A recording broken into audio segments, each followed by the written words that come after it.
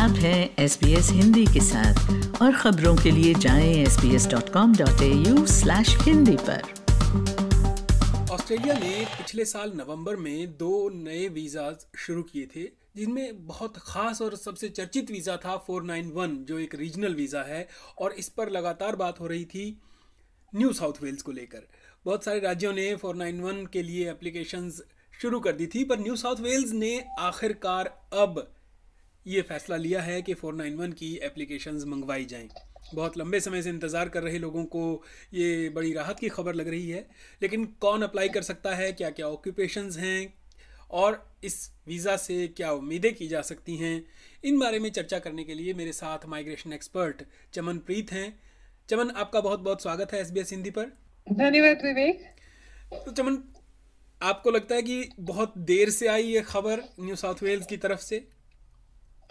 जी विवेक, हमने तो लगभग आशा छोड़ ही दी थी, क्योंकि जैसा हमने पिछले कई सालों में जो ट्रेंड देखा है उसमें अक्सर यही होता है कि जो before end of financial year सारे स्टेट्स अपनी इनवाइट्स बंद कर देते हैं।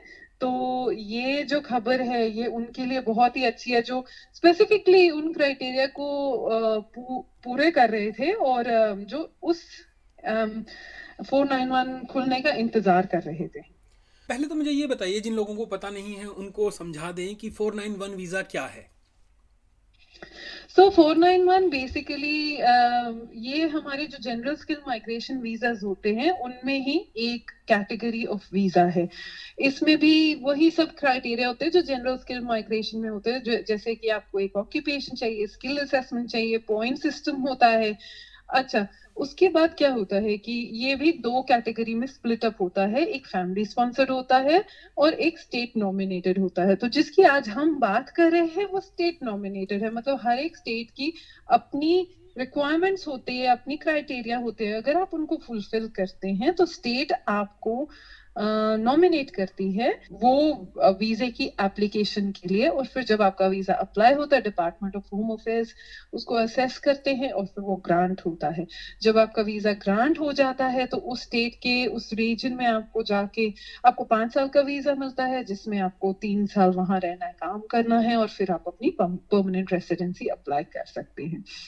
जो नया 491 वीजा आया है उसमें एक बहुत ही अच्छी बात है कि वो मेडिकेयर एलिजिबिलिटी उसमें है, तो जो एप्लीकेंट्स हैं वो मेडिकेयर के लिए एंटाइटलमेंट होंगे। अगर आप हमें बता सकें कि क्या क्या रिक्वायरमेंट्स हैं इसके लिए, कौन अप्लाई कर सकता है और उसके पास क्या क्या होना चाहिए? ये सबसे पहला न्यू साउथ वेल्स का क्राइटेरिया कि आपको डिपार्टमेंट ऑफ होम अफेयर्स की 491 रिक्वायरमेंट्स को फुलफिल करना है, जो कि होती हैं कि आपके पास, जैसा कि मैंने कहा, आपकी ऑक्यूपेशन लिस्ट पे होनी चाहिए, आपके पास उसमें स्किल असेसमेंट होनी चाहिए, एटलीस्ट 65 पॉइंट्स बनते होने चाहिए स्टेट के मिला के, और आपके पास 6 ईच होने चाहिए। So these are the really basic जो एंट्री रिक्वायरमेंट्स होती है इस कैटेगरी की, वो हैं। अगर अब हम न्यू साउथ वेल्स की बात करें तो न्यू साउथ वेल्स की कल जो अनाउंसमेंट आई है उसमें उन्होंने रिक्वायरमेंट्स आउटलाइन की हैं, और उसमें रिक्वायरमेंट्स हैं, सबसे पहली रिक्वायरमेंट है कि ऑक्यूपेशन उनकी New South Wales stream 1 regional occupation list पे होनी चाहिए। और उन्होंने वो ऑक्यूपेशन लिस्ट हमें जो न्यूज अलर्ट है उसमें प्रोवाइड की है, ऑल्दो अभी वेबसाइट पे अवेलेबल नहीं है, बट मैं सून उस लिस्ट के बारे भी बहुत ही ब्रॉडली टच बेस करूंगी। बट अभी हम पहले क्राइटेरियाज के बारे बात करते हैं। सो एक तो कि वो ऑक्यूपेशन होनी चाहिए New South Wales stream 1 regional occupation list पे। सेकेंड है कि जो एप्लीकेंट्स हों, जो भी उस क्राइटेरिया के लिए जो भी उस स्ट्रीम के लिए अप्लाई कर रहे हैं, उनका जरूरी है they should have been living in the regional area in designated regional area in New South Wales for 12 months. अब उसके पोस्ट कोड भी डिपार्टमेंट ऑफ होम अफेयर्स की वेबसाइट पे मेंशन्ड है। तो अगर लास्ट 12 महीने से कोई रीजनल न्यू साउथ वेल्स में उन पोस्ट कोड्स में रह रहा हो तो वो उस सेकंड क्राइटेरिया को भी फुलफिल करता है। तीसरा क्राइटेरिया है कि उस एप्लीकेंट को डेजिग्नेटेड रीजनल एरिया में लास्ट 12 मंथ से काम करते रहना चाहिए। एंड फोर्थ है कि जो ऑक्यूपेशन में जो वो काम कर रहे हैं वो आपकी नॉमिनेटेड ऑक्यूपेशन होनी चाहिए या क्लोजली रिलेटेड ऑक्यूपेशन होनी चाहिए। सो से फॉर एग्जांपल अगर हम बात करें अकाउंटेंट की, तो अगर कोई अकाउंटेंट वहाँ रीजनल न्यू साउथ वेल्स में रह रहा है और लास्ट 12 मंथ से रह रहा है, बट अगर वो कुक का काम कर रहे हैं तो वो इसके लिए एलिजिबल नहीं होंगे। However, in saying so, अगर वो अकाउंटेंट की उनके पास स्किल असेसमेंट है, वो लास्ट 12 मंथ्स में डेजिग्नेटेड रीजनल एरिया में रह रहे हैं न्यू साउथ वेल्स में और वहाँ काम भी कर रहे हैं और जो उनका काम है वो उनकी ऑक्यूपेशन से क्लोजली रिलेटेड है या सेम है, तो फिर वो उनकी एलिजिबिलिटी इस क्राइटेरिया के लिए बनती है।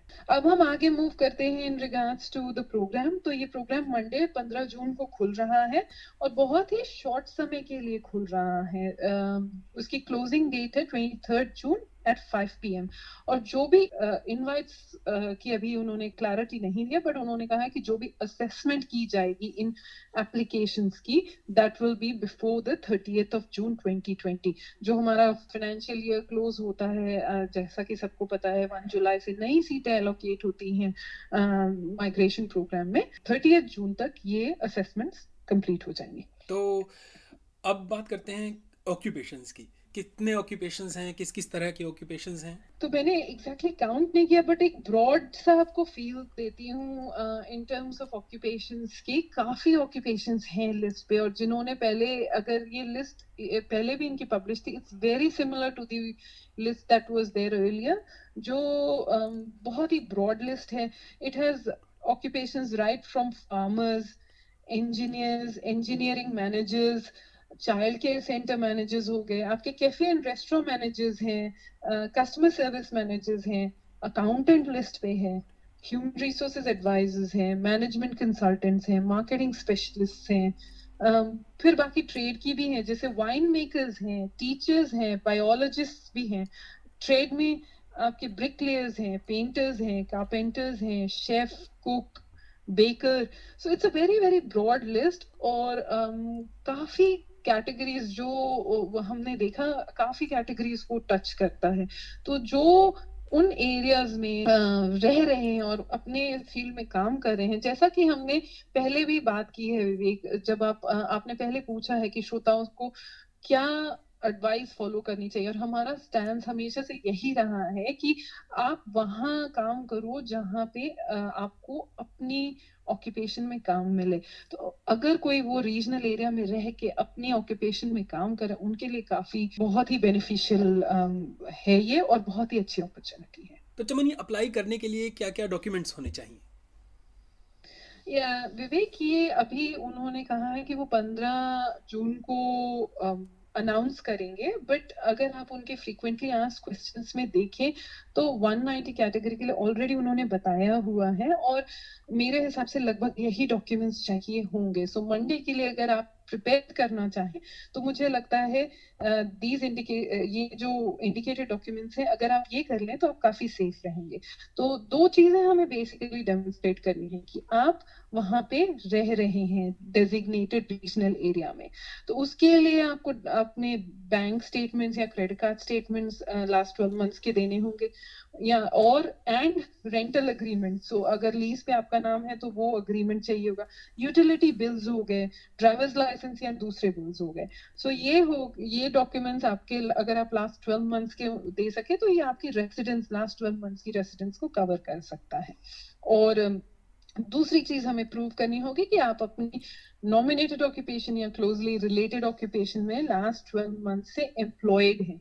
तो उसके लिए उनकी रिक्वायरमेंट है pay slips covering the last 12 months. तो लास्ट 12 महीने की आपके पास पे स्लिप्स होनी चाहिए, एंड एटलीस्ट 2 of 3 डॉक्यूमेंट्स। अब उन 3 डॉक्यूमेंट्स में क्या क्या है, लेटर ऑफ ऑफर या कॉन्ट्रैक्ट हो गया, नोटिस ऑफ असेसमेंट जो आपको एटीओ से मिलता है वो हो गया, and signed and dated reference letter from your employer।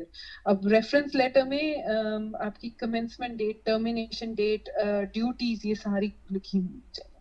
So इन तीनों में से any 2 documents हमें provide करने होंगे। और एक चीज, इसकी फीस लगभग $330 होगी, जो कि नॉन रिफंडेबल है फॉर पीपल इन ऑस्ट्रेलिया, और $300 फॉर पीपल आउटसाइड ऑस्ट्रेलिया। चलिए, बहुत बहुत धन्यवाद चमनप्रीत, ये जानकारी देने के लिए, समय देने के लिए आपका बहुत बहुत शुक्रिया।